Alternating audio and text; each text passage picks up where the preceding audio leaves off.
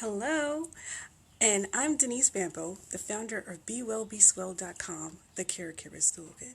And as a caregiver life strategist, I help caregivers, those who are caring for parents, children, families, friends, with tools, tips, and resources on how to be the best advocate for their loved ones. Today, I'd like to welcome you to One Tip Tuesday.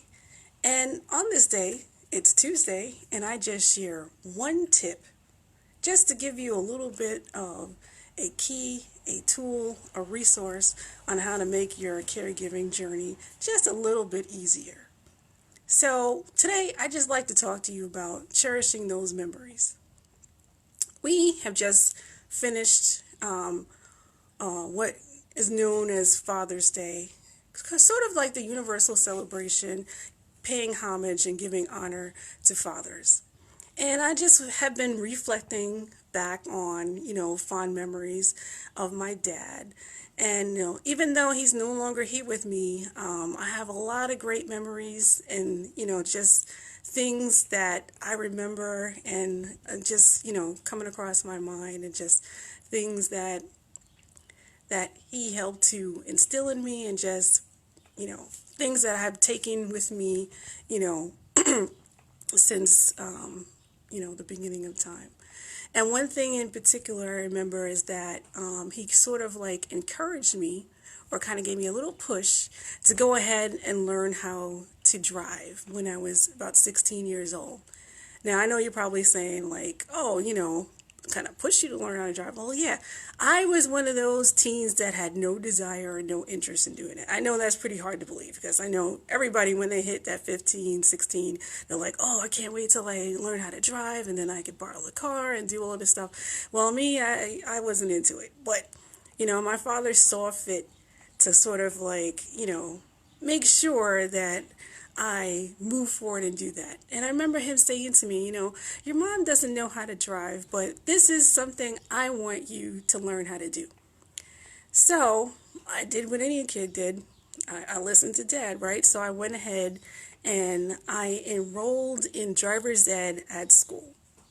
So, here you are, a timid 16-year-old kid, in the driver's ed course. And of course, I was a little scared. You're getting in this big metal vehicle and you have all this control.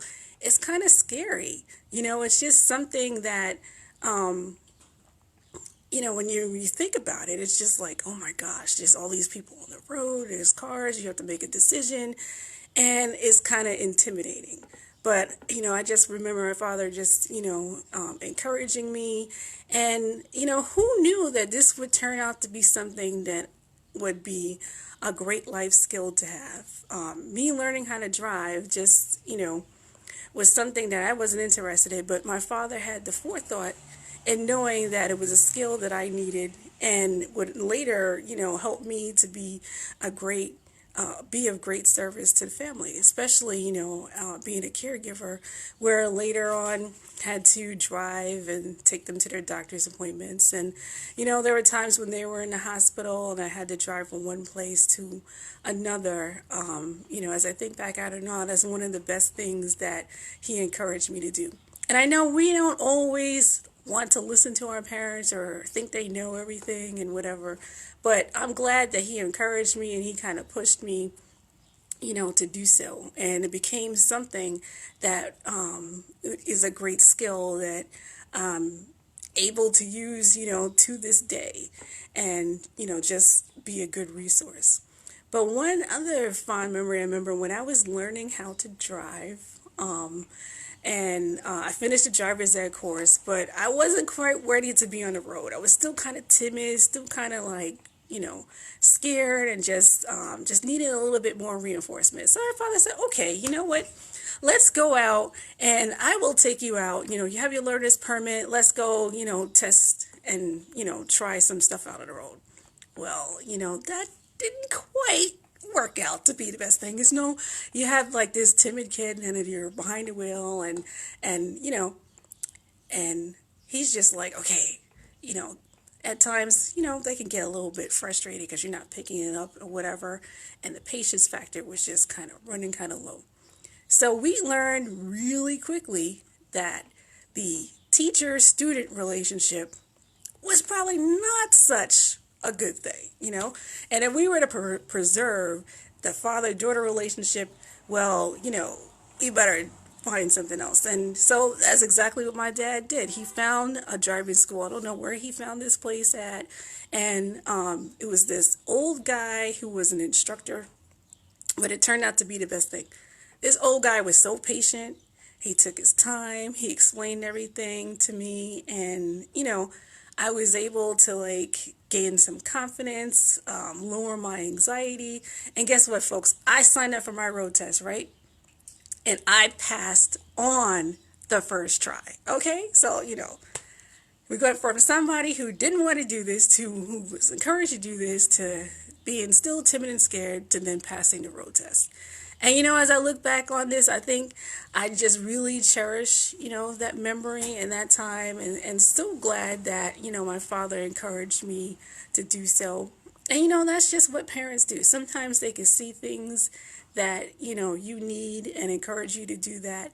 And it's a great thing, you know, if you could have that in your life. But, you know, sometimes, like, if, you know, they're no longer there, you still have these memories. So this is a fond memory that I had, you know, that we recently reflected on this past Father's Day.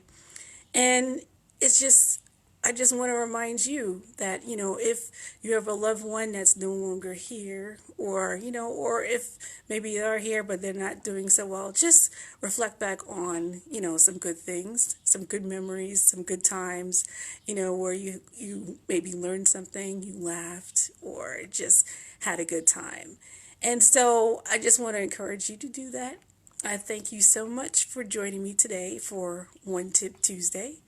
And I just want to encourage you too to go ahead and visit bewellbeswell.com and, you know, sign up for the mailing list, and also, you know, be sure to meet me back here next time.